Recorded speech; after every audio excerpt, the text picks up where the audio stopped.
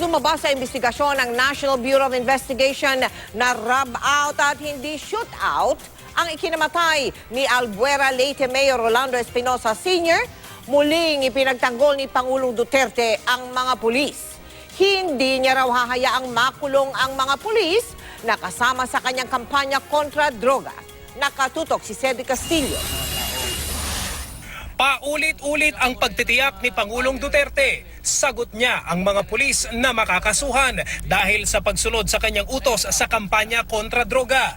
Kahapon, lumabas sa investigasyon ng NBI, rub out at hindi shoot out ang pagkakapatay ng mga tauhan ng PNP CIDG Region 8 kay Albuera Leyte Mayor Rolando Espinosa. Kanina, ito ang binigyang diin ng Pangulo.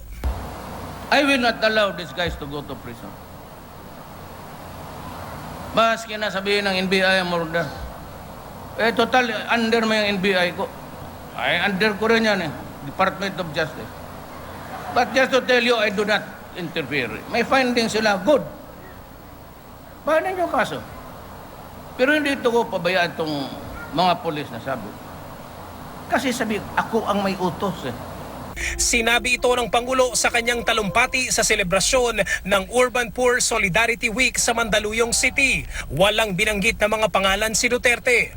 Pero bunsod ng NBI findings sa pagkakapatay kay Mayor Espinosa at sa inmate na si Raul Yap, 24 na pulis mula CIDG Region 8 sa pangunguna ni Police Superintendent Marvin Marcos at Maritime Unit ng Tacloban City ang sinampahan ng kasong multiple murder. Ayon kay Duterte, bilang Pangulo, papanigan niya ang mga alagad ng batas at hindi ang anyay taong lumabag dito. Kasi ako, naniwala ako sa pulis. Kasi kami mga mayor, mga congressman, sino man paniwalaan nila? Ang pulis o ang kriminal?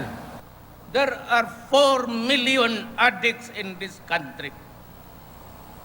Sinong may kagawan nito? And there is one lousy soul. Yun ang gusto ninyong paboran. Muling binanggit ng Pangulo na handa raw siyang makulong dahil sa drug campaign ng kanyang administrasyon. Kasi sabi, ako ang may utos Kasi sabi mo, sir, hulihin namin tapos pag lumaban. Ngayon baka totoo talaga, tinalian mga gago tapos... Pero ayon kay Senator Antonio Trillanes IV na kilalang kritiko ni Duterte, hindi magandang senyales na sa kabila ng resulta ng NBI investigation. Malinaw kung sino ang nasa likod di umano sa pagpatay kay Albuera Mayor Espinosa. Yung statement niya na yan ang nagpapatunay na siya ang mastermind sa pagpatay ni Mayor Espinosa. At ang pahayag na hindi papayagan ng Pangulo na makulong ang mga kinasuhan. Ang implication niyan na parang sinyalis na ito sa NBI na baguhin nila yung kanilang investigasyon. Eventually, conspiracy to commit murder. So, pagka sibilya na siya, yan, kasi ang prescription ng murder is 20 years.